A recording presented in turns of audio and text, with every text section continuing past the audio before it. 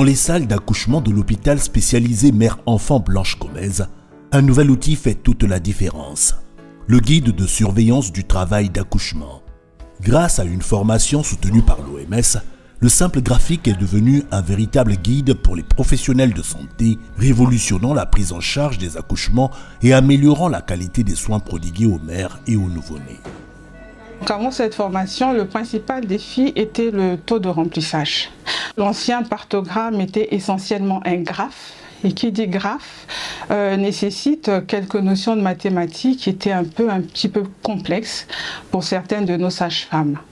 Et donc, qui dit mauvais remplissage dit également mauvaise surveillance.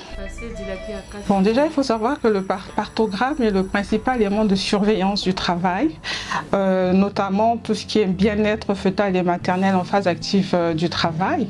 Et c'est l'élément principal à la prise de décision.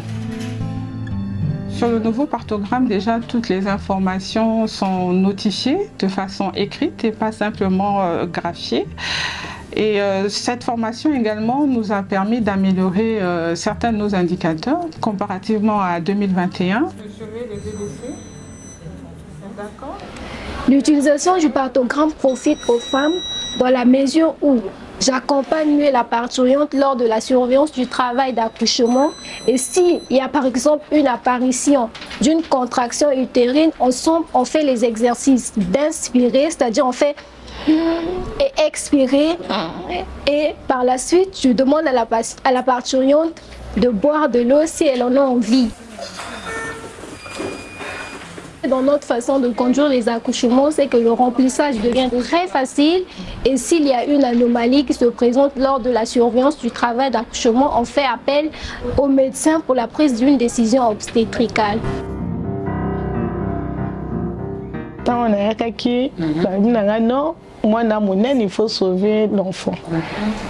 Et après ça, on a un bloc d'opération.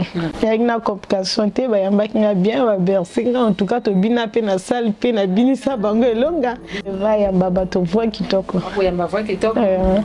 Les résultats sont éloquents.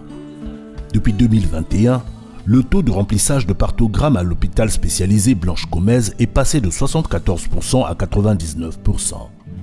Les morts naissances ont diminué de 2% à 1% et la proportion de césariennes est passée de 32% à 25%.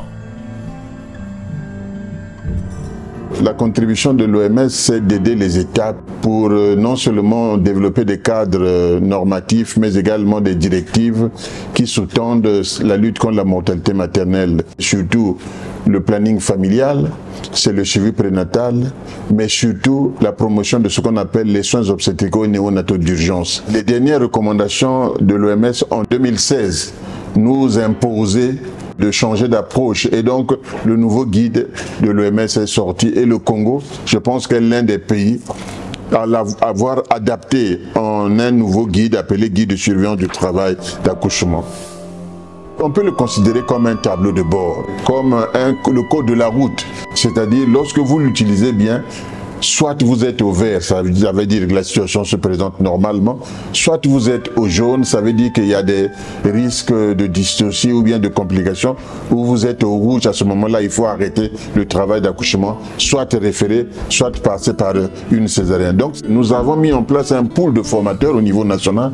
Ces formateurs sont allés former en cascade au niveau décentralisé les prestataires de santé, en particulier les sages-femmes, et donc ça a permis vraiment d'améliorer non seulement la qualité des soins, mais également de réduire la mortalité maternelle.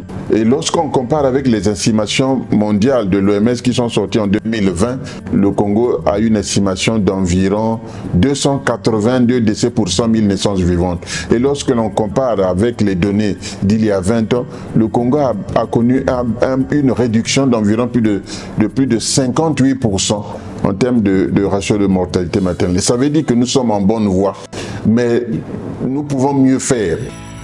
Le partogramme de l'OMS n'est pas juste un outil. C'est une promesse de vie, de sécurité et de bien-être pour chaque mère et son enfant.